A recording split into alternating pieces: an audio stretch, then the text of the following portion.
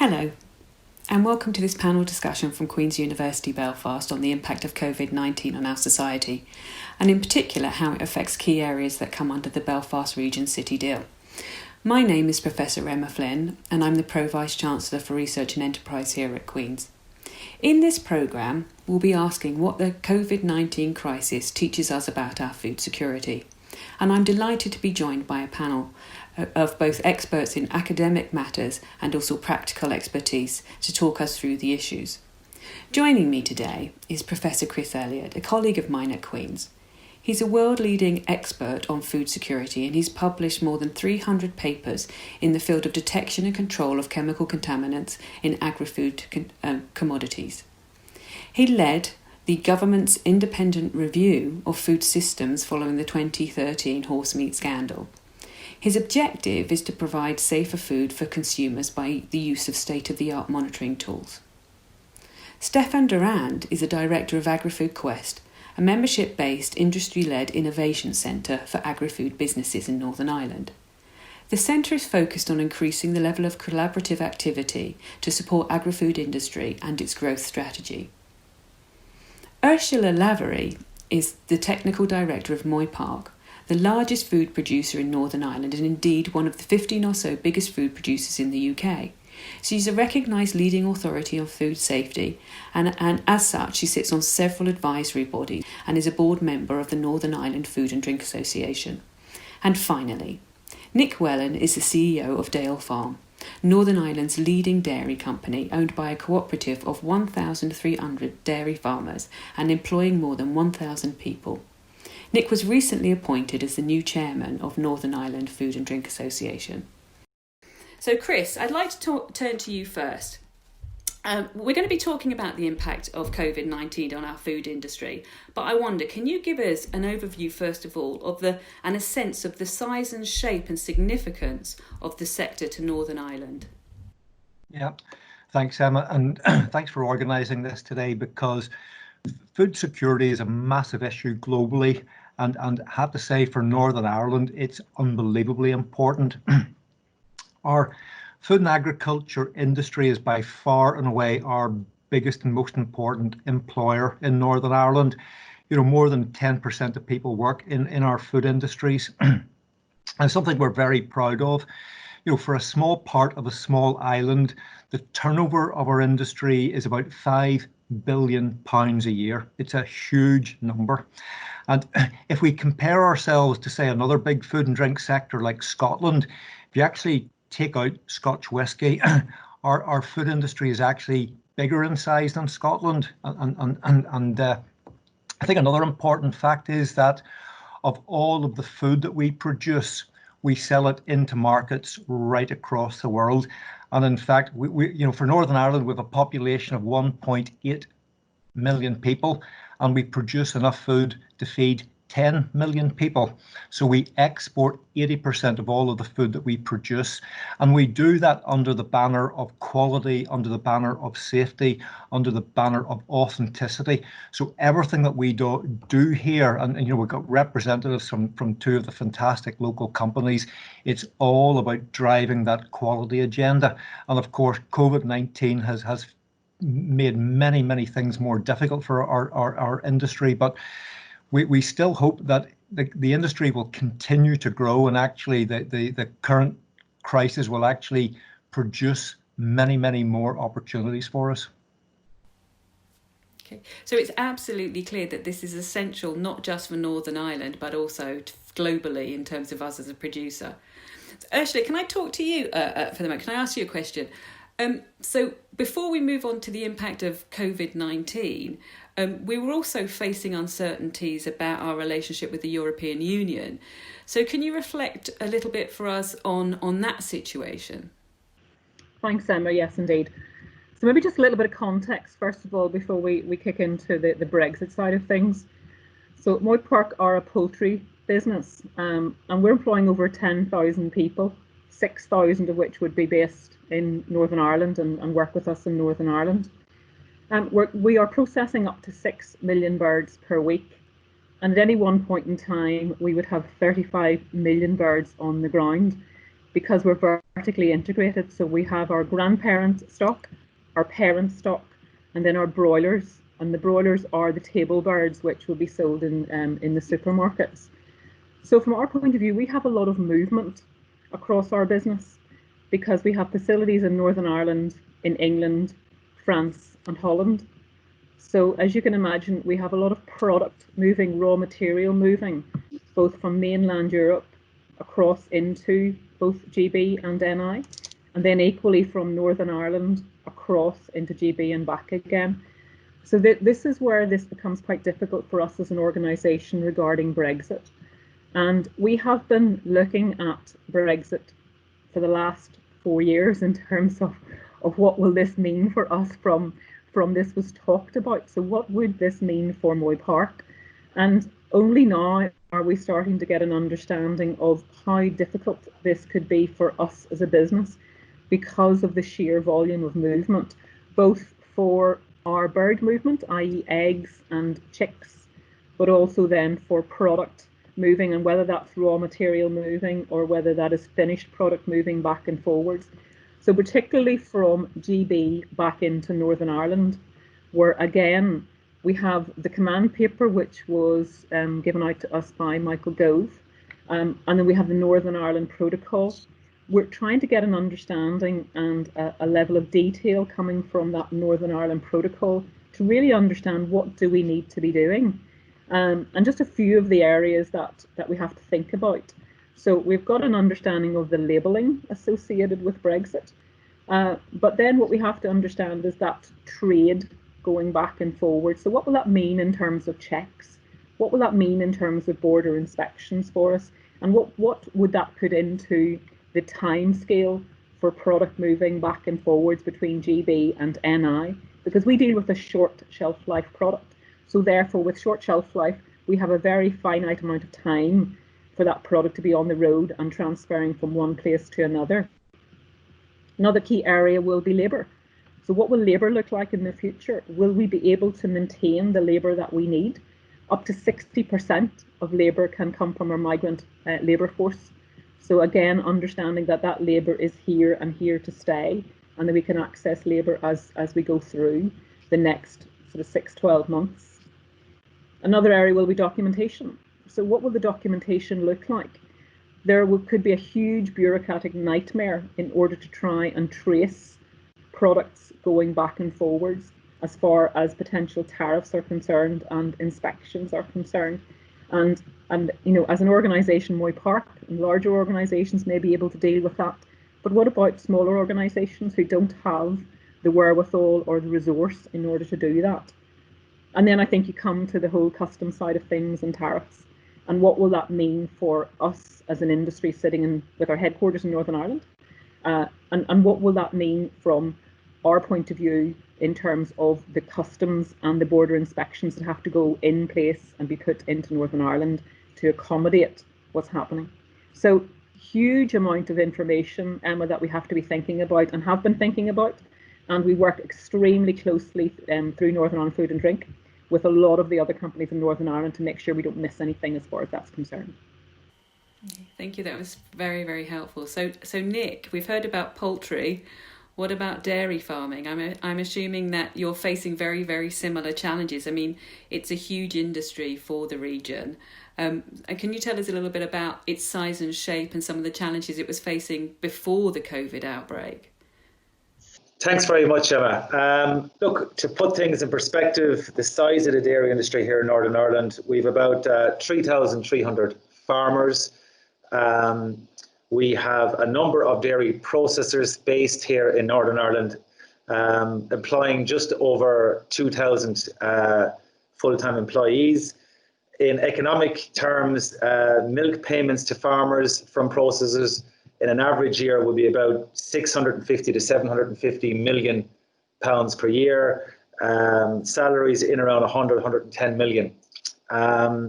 We're processing about 2.4 billion litres of milk a year. And interestingly, over 90% of that is exported outside of Northern Ireland. So we're a very export-focused and orientated industry. We're reasonably well invested. We've invested about 120 million in capital in ourselves since 2015, as an example. What we need to be competitive on a global scale within our categories, we need to have scale, we need to have technology, and we need to have a brand. If you have all three, you're going to do exceptionally well. If you have none of the three, you're probably not going to be long term. So that's where our focus is to try find your strengths within those three drivers of scale, brand, and technology. It is a challenging industry, Emma, in that if you look at it globally, global dairy is capital intensive. It's quite volatile, and there's volatility within a weekly level, and it's relatively low margin. So it's a tough industry to be in. Having said that, Northern Ireland excels. It's got an exceptional farmer base, and I'm not just exaggerating that point. It really does. I mean, the level of competency and knowledge at farm level here is exceptionally good. So when it comes to genetics, when it comes to nutrition, and when it comes to on-farm management, it's exceptionally good here. And that's a good place for us to start. There's good technology in the processors. So the industry pre-COVID was in a robust and growing mode. That's the way I put it at the moment. And it was an industry that looked forward with a bit of confidence, even though it had the challenges of relatively low margin, volatility, and capital intensity. Okay, thank you very much. So Stefan, if I move on to you, your organisation is a bridge between academia and industry. So based on some of the things that you've heard from the discussion so far, what sort of things have you been looking at? What sort of opportunities have you been able to facilitate? Thank you, Emma. Just to put similar to put into context is so my organisation is sponsored and invested through Invest Northern Ireland, and we represent about 30 organisations from the very small to the very large one, including Moy Park and Dell Farm. COVID-19 is a total new things that has happened into the industry at a time whereby, as Nick was alluding to, was actually doing very well, apart from obviously the very big word, which is the Brexit issue, but actually was doing very well in terms of trading. And then suddenly something that has not really been looked at in details has come to the fore. And it's interesting that the industry has gone through really a kind of roller coaster of different issues that have come to the fore at different time, and almost on a weekly basis, new issues have come up. But in general, and I had a discussion with various organizations, and including in England as well, with KTN Food Groups, who is meeting on a regular basis, and three key areas really, and I think it was mentioned in one or another with the other speakers, and that is really the issue of cash flow and the issue of finance. And it's probably more true for the smaller organization, but still the bigger one as well. And that's something that is starting really to bite in some quarters. The second one is related to labor. And how do you manage when suddenly a large amount of people, first of all, potentially have had COVID-19 or therefore are isolating themselves from it, self-isolating. And the other one, which is something that probably is more related to a potential research area, and that's the issue of, can we trust the supply that is coming into Northern Ireland in terms of feed, in terms of raw material in particular, on the basis that the majority of audits around the world have disappeared overnight, and the risk associated therefore with raw materials coming in without absolutely being certain that it is safe to be used to their own product. So you can have the best system in the world within Northern Ireland, but the reality is that we utilize a large amount of raw material. And when you look at all those together, is that it probably the biggest areas of research opportunities that companies have linked to is related to probably digitalization and technology to solve out a large amount of those issues in terms of being able to either auditing online, being able to do operation aspect in a very different ways, potentially in an automatic way, but also in terms of how do we improve information in the system through transparency of the supply chain in particular. And technology is probably the word that connect all those areas.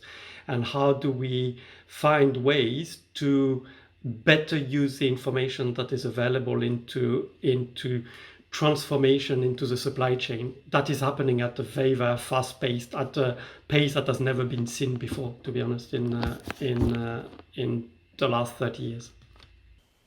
Okay, thank you. It's very interesting. So I think we've all seen scenes that we never expected to see in Northern Ireland at our local supermarkets around food and supplies of some of the basic essentials. So if we turn to the pandemic and the effects that it's had, what has happened to our global food supply chains?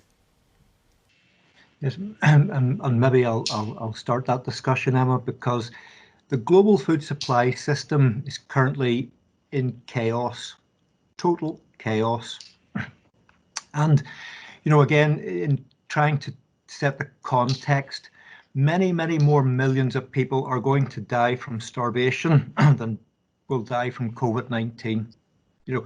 It's estimated maybe up to 9 million people are going to die from starvation just as a result of the collapse of food systems, particularly in sub-Saharan Africa.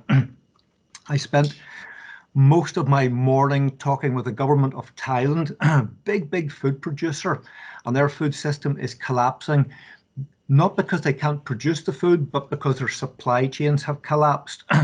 And interestingly, and it follows on from what Stefan was talking about, all my conversation was about digitization, about innovation, how you can start to link up different supply chains in many different ways. And I think the other thing is that people in the developed world are thinking much more now about what is it I'm eating, where did it come from, how was it being produced. So some of the big ticket items that people like Ursula and Nick and myself have been talking about for a few years, things like sustainability, the ethics of food production, the transparency, as Stefan said, is those are all runaway trains now. And again, there is not a day goes past where I'm not talking with some multinational food company about sustainability, about ethics, about transparency. So those are the big ticket items. And a final point for me is we do live in a small part of a small island, but we sit absolutely in the middle of the world's food supply system because we import 80% of our raw materials and we export 80% of our finished goods. So anything that happens anywhere in the world will have an impact on us. And I'm quite sure Nick has plenty of examples where you'll get disturbances in the dairy industry, maybe in China or in New Zealand, and that will impact his business. The same thing with Ursula. You'll get big perturbations about what happens in Thailand or Brazil. That will have an impact on my part as well. Okay, Nick, Ursula, would you like to offer any reflections on that? Yeah, thanks, Chris and Emma. All of that resonates extremely well if you are sitting in the food industry, and we're very fortunate in that we are a local producer. So we're a local company, and we are producing very large quantities of chicken. We also import a very large quantity of raw materials, and also we import chicken as well. So all of these things really have been heightened over the past number of months. So, food security and food integrity has to be top of the agenda. And we work very closely with Chris and his team in order to make sure that we understand what is new out there, what's happening in terms of horizon scanning. Yeah, but we've now pole vaulted almost into a very different scenario whereby areas that you would not have considered to have been high risk potentially move into high risk scenarios, and it's due to the conditions that we all find ourselves in. So you are very much on heightened alert as far as food security is concerned. The other area we touched on there was around technology and how do we step into this technology. So we've absolutely been talking about it. It's almost provided us with the ability now for people who historically wouldn't really have considered not auditing, for example, a factory.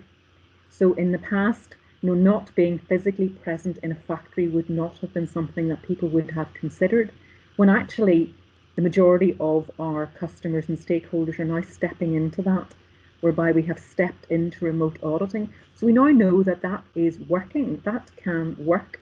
What we have to do now is understand what are the technologies that we need to do to make it work much better. And one of the things that we certainly are very aware of is our whole infrastructure around IT.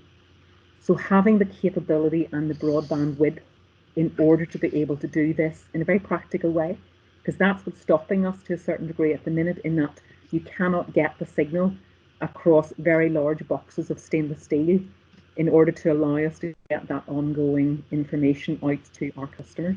Maybe if I pass over to Nick for his comments as well. Thanks, Ursula. Look, a couple of bills to avoid repetition. I agree with everything that's been said, obviously. In dairy, as I said earlier, over 90% of what we produce is exported, and therefore we've always had our finger on the pulse. You have to have your finger on the pulse of what's happening in global markets. Like, for example, most dairy CEOs will be able to talk to you in reasonable depth about production in New Zealand last week. We'll know that. In fact, the really good ones will probably tell you about soil moistures and stuff in New Zealand last week. You have to keep an eye on all these variables because they have a massive effect on the global sentiment, but also the global supply and demand dynamic. One build I would have is that we have proven to be slightly positive is that we are very resilient as an industry. And one thing that we have learned about ourselves is that we can rely greatly on our people in crisis. And that's one big lesson that we've actually learned about ourselves as an industry, I think, over the last 12, 13, 14 weeks.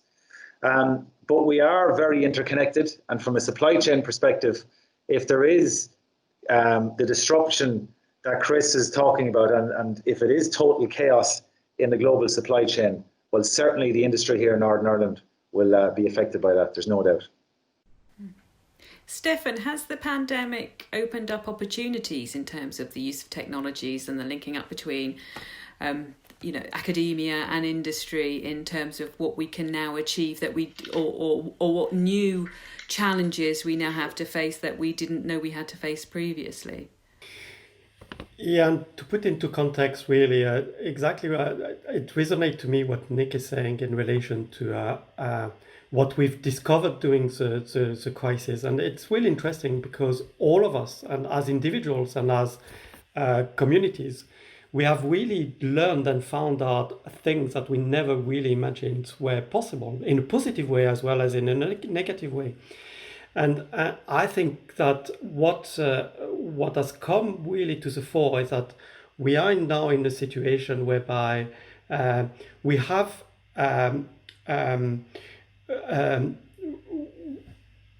some of the areas really that have come out of this crisis is the fact that really the consumer has very much adapted his habits, and for obvious reason.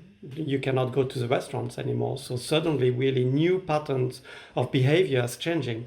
The question is, are they going to be in the short term or in the longer term? And therefore what has emerged suddenly out of it is potentially new business models that were not even considered even 3 months ago are starting to emerge. A new way of thinking about food production, a new way of, also I was mentioning about auditing, a new way of thinking about, and also the new way of thinking about local production as well. And I was in discussion with on a potential a project that could come out, whereby suddenly disciplines that tended not to talk to each other very much suddenly are discussing about new opportunities, and one of which is about, believe it or not, architecture. And it was architecture in relation to how potentially we can feed more at local level, at city level. And in this case, about how do we better utilize local land that is currently idle and not being used for production of food in particular, but in a formalized way rather than a chaotic way. And it's interesting that those, so technology in one hand, but also new way of potentially creating business models and a new way of producing as well is starting to emerge. It's very early stage, and still the jury is out to find out, is it going to be short term and going back to basis, or is it going to be for the longer term? Do people feel that they can make predictions about the long-term impact of the pandemic at the moment, or are we still feeling our way through it? Well, look, I'll come in there and I'll put my hands up. Absolutely not, from our perspective. We're still very unclear even, is there going to be a second wave or not? We'll track and trace, lower that wave. I think it's very much up in the air, yet the effects of this. Only last week our senior team were looking at the lessons learned here, and one of the lessons we're learning is, trying to understand what we done well, what we didn't do well, etc. But, what we want to avoid is this sense that we've finished COVID now and that there's other things on the horizon. We don't think we have.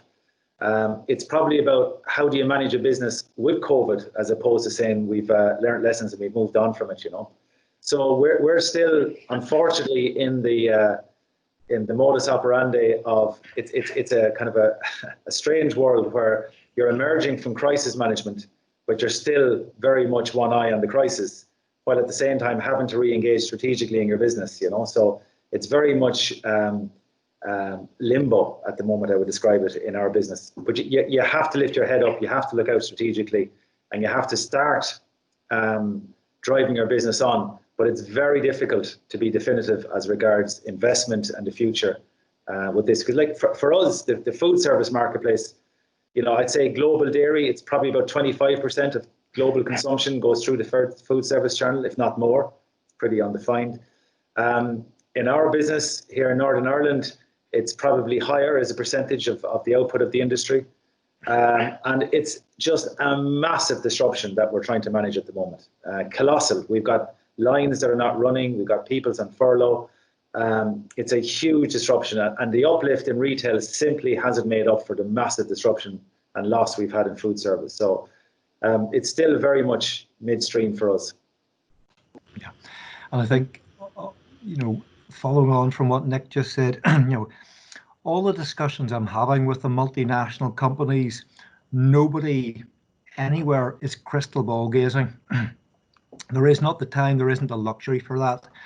And I would summarize it in three ways. The first thing that companies are looking at, how do we protect our people? The second thing is, how do we protect our supply chains?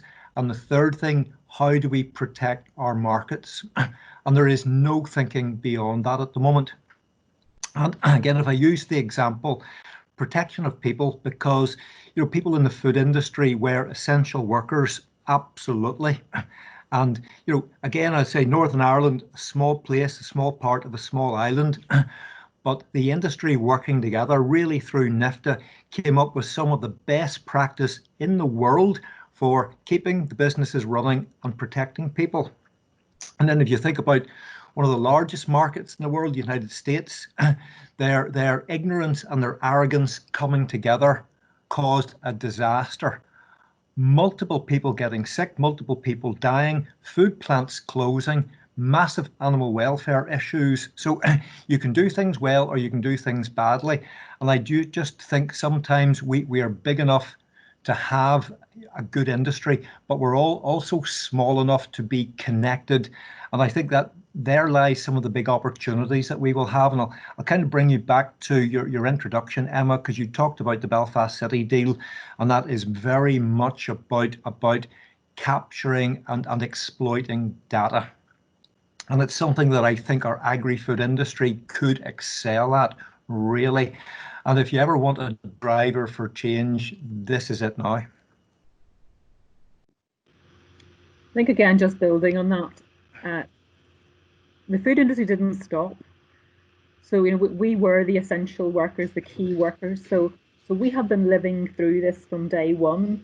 So it's not like businesses who are now stepping back in to try and understand what do they need to do in order to get back into business. We didn't stop, but we did lose. And, depending on the business, we lost a third of our revenue overnight as far as food service was concerned. So you had to try and compensate for that. You wanted to keep people working. You were going upwards of between 15 and 20% absenteeism in those first 3 to 4 weeks. But actually, our job was to keep the factories running, keep people safe. And I think we all did that extremely well. And therefore, we've learned a lot. What we have to now do is to reflect on what have we learned and how do we go forward with the absolute minimal amount of disruption to our business, but the maximum amount of protection for our people and our markets as well, and our consumers. And I would say we can look globally at how others have performed, because some other countries obviously are ahead of us, but no two situations are the same, because when we look at countries, the dynamics within countries are very different. So we can't just mirror image from one country to another, but we can look and learn where it is applicable. And I think that's where science isn't immediate. You have to create the work, you have to decide on what you have to research, and it takes time to get the result. And I think sometimes what we're trying to do is we're trying to leapfrog and hope that we get an answer when we know that actually research takes time. So we are very much working and feeling our way as we move along this work. And for me, this will be living with us for a long period of time. If I can add one thing, is crystal ball is an interesting concept, is because there's one thing that this crisis has taught us, really, although we all knew about it, but has really come to the fore, at least to also a wider population as well, because the industry knew about it for a long time, is that the food system is very, very, very, very complex. And that suddenly really small changes are totally disrupting the system massively. And in some ways, really the panic buying is a symptoms of really the consumers was not stupid as the media was portraying it. Actually, they were right, because potentially we were very close to not being able to supply, not because we didn't have the supplies around the world, but because we couldn't move that supply. And for me, it's if there's one thing that that it taught us, is actually not only it's very complex, but at the moment we do not have the tools anywhere to be able to understand in real time what actually is happening around the rest of the world at any one time, because this supply at the moment, this system is far too complex. And to add to Nick, is definitely is one other thing that is taught us, is that the adaptability and the ability for the industry to have move into very, very difficult situations shows really how able the industry, and I'm talking the entire supply chain, from the farmers to the retailers and the producers in the middle, have really been doing marvel of moving goods into the most incredible situation, and that's something that really potentially, you were saying at the beginning, is what is the risk for the consumer. I think the risk is very little because of really the ability for the industry to adapt so quickly.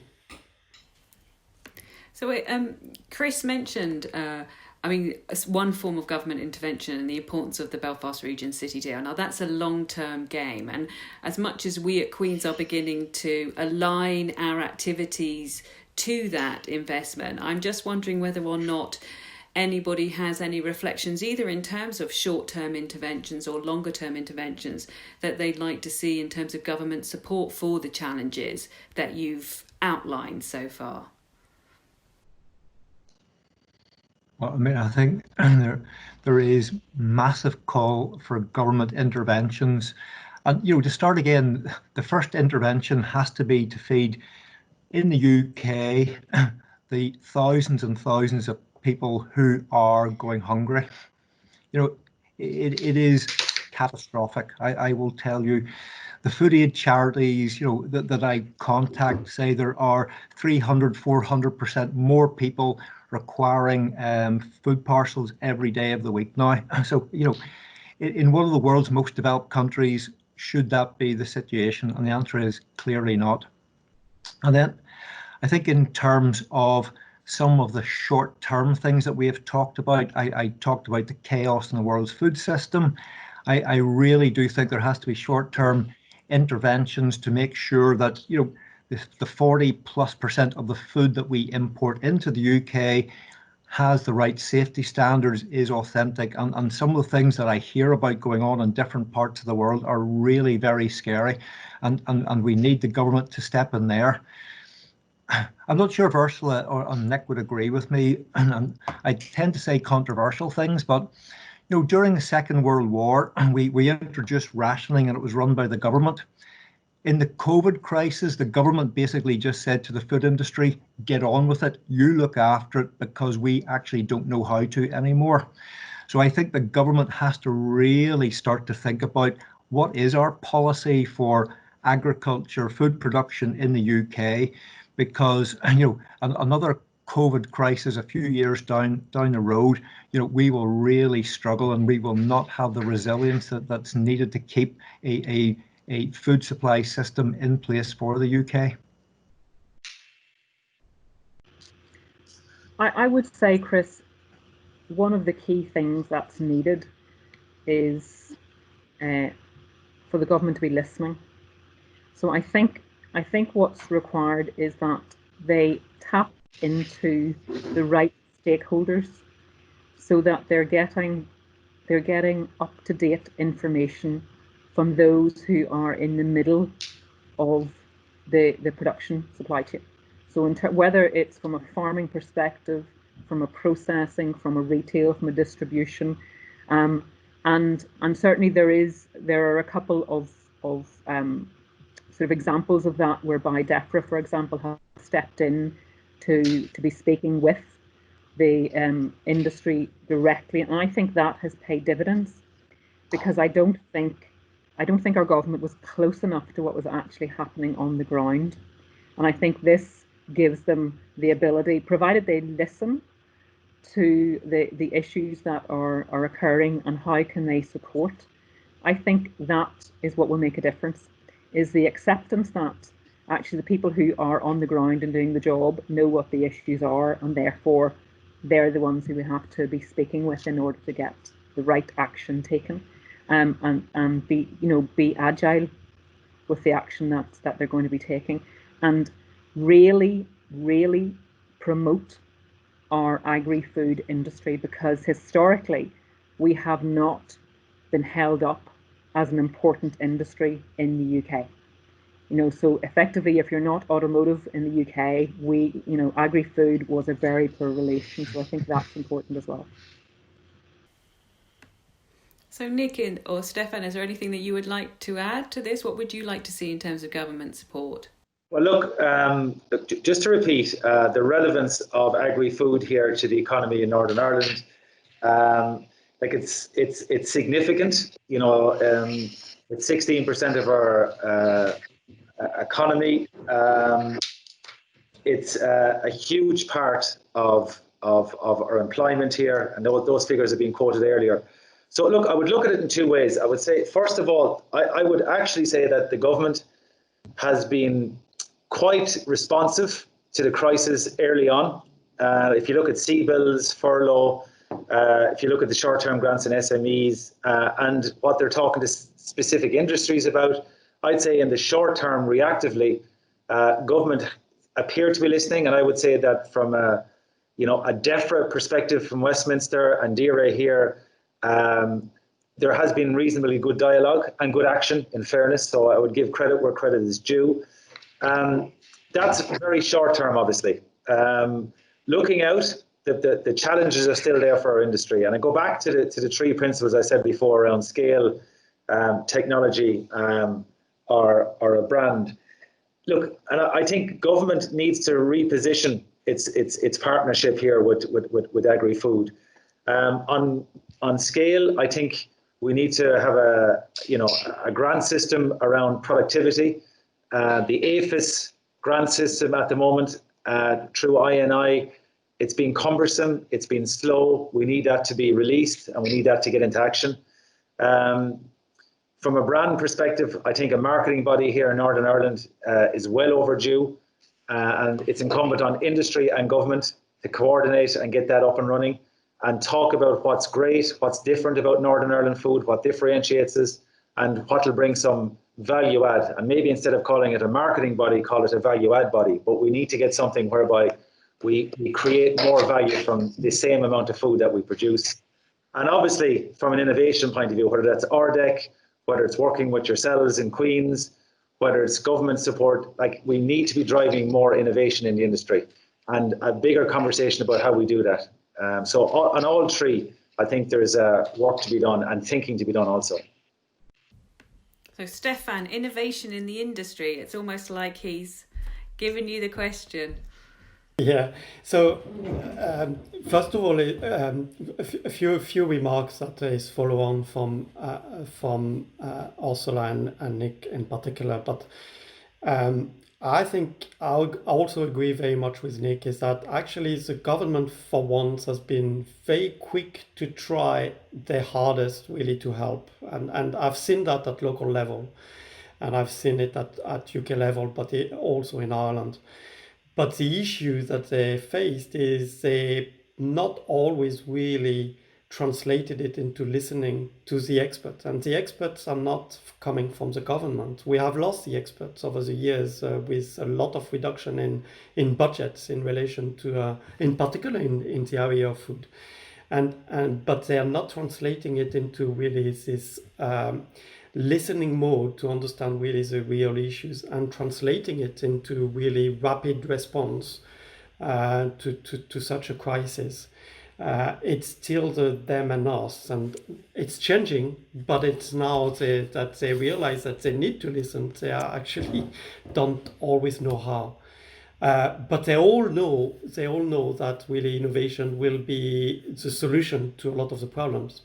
So now it's about how do we create environment, and Agri-Food Quest is one of them, but it's certainly not the only one. How do we create an environment whereby the information that will be directed to them will help the government really to make the right decisions in relation to where to spend the money, to be the most efficient to come out of the crisis that is still very much here. And I think people may be sometimes forgetting about it. It's still very much here. And if it's not here in relation to COVID at the moment, it's bubbling under, and it's bubbling under in relation to Brexit, and it's bubbling under in relation to the wider issue of how do we collaborate in terms of innovation. And I will finish with this: is you do not do innovations in a bubble. It has to be, you can spend as much money as possible at the UK government level, but it needs to be in collaboration with many other countries. And to start with, in Northern Ireland, is how do we create the environment that will actually drive innovation at the Isle of Ireland, because we've got the same issue. It's not because you are sitting in Monaghan or Armagh that you've got different issues. The issues are absolutely the same. So how do we create an environment that allow for innovation at the Isle of Ireland level is probably the most important one. And it was good to see some important initiatives, although small at this moment, but initiatives nonetheless, of really trying to drive some research money in relation to the whole Ireland context. And it's too small and it's too late almost. So how do we accelerate this is, for me, is going to be one of the key. So I think the pandemic has absolutely provided a sort of a kind of a catalyst around some of the opportunities and some of the challenges that we have in the sector. And I think absolutely in terms of capacity, approaching some of these challenges from an all-island perspective and being able to draw from the opportunities that there are both in the south and the north gives us some way, especially within the academic industry interface, one way of being able to kind of focus on those challenges and opportunities. It's a very interesting discussion. I'd like to bring it to a close. And I wonder whether or not you have any final thoughts about what's going to happen next or what you'd like to see happen next. I'll open it up to anybody who would like to offer an answer. Okay, I think what Stefan mentioned, what you followed up with, is thinking about the all-island approach is incredibly important. When things go badly in any part of this island, it impacts the whole island. And I think if we start to think about how to do things better together, it can only be for the good. So an all-island approach to really driving the integrity of everything that we produce on this island for local consumers, but also for those millions and millions of people who eat our food right across the world. Emma, giving you a very short answer, what would I like to see? I'd like to see people having confidence that they could go out and eat normally again, and we can get this industry back to an even, and we can all socially and economically come back to normality. I'll give a hear to that one, definitely. Ursula, Stefan? Yeah, I think we talked about collaboration, and I think that's what's really, really important. It's that we collaborate, and we have the island of Ireland and we have the UK, so that collaboration is extremely important to make sure that whatever is happening, so whether it's a vaccine and which allows us and allows people to have more confidence in coming to work and spending money in getting out and socialising with people in a safe way. What we want confidence back, both with people and with their economy as well, is what I would say.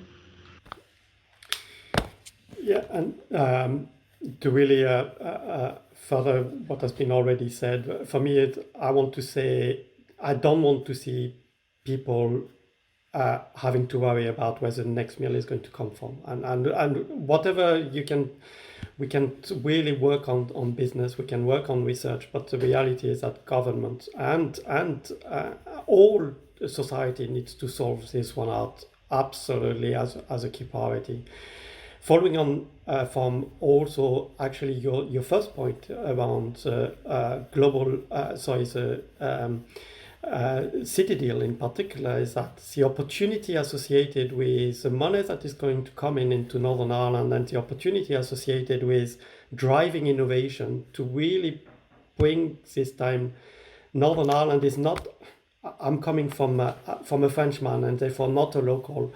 I always find it interesting that the Northern Irish are unbelievable at what they do, but they don't shout about it. And that's one thing that always annoys me, because you are incredible in terms of innovation, in terms of, you invented some unbelievable things, but you're not shouting about it.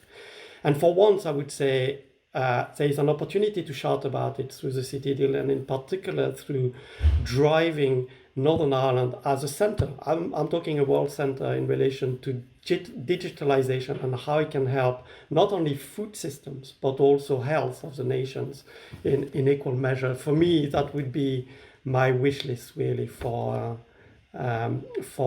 what comes next. Thank you. I think that's a really interesting and important note to finish on. I think we do all want everybody to have enough safe, secure food wherever they are in the globe, and that we have a role to play within that in terms of using technology as an academic community, working with our industrial partners to help overcome some of those challenges, to be able to do that. It's been a really, really interesting discussion. I actually want to challenge you all, because I think it would be good for us to come back in a year's time, find out what we've predicted and whether or not how we are seeing the future and what new challenges we have within a year's time, because I think this pandemic has shown that it's very difficult for us to be able to predict what's going to happen in the future, and I think some of you have acknowledged that. So 12 months time doesn't seem like a very long time, but actually a lot can happen even in 14 weeks. It's been exceptionally interesting. I'd like to thank you all very, very much for your really insightful comments, and I'd like to thank everybody who's been listening as well. So thank you very much, everybody.